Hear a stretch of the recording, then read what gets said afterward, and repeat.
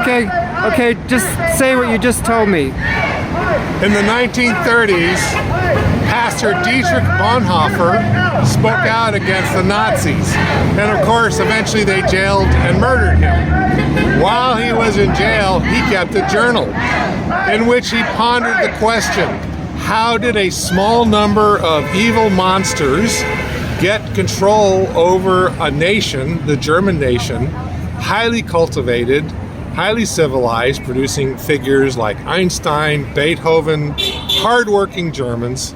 How was it possible that Hitler got control over them? Well, he studied the question and came to the conclusion the people who were responsible for Hitler rising were the people themselves, the ones who did nothing, who sat on their hands, or who just kind of went along with the program, didn't object, didn't resist, and that he blamed what he called the good Germans. And here we are today, we're a nation full of good Germans who need to get off their hands, sitting off their hands, and get out, as you were quite rightly saying, and resist.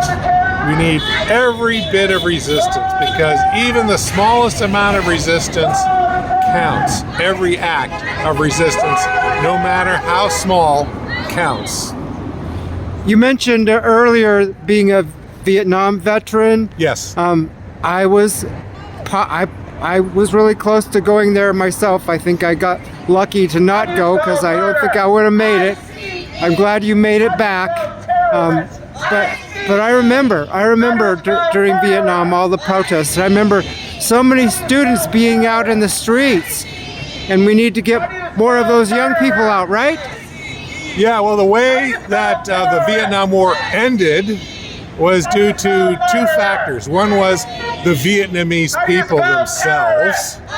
We got to give them credit.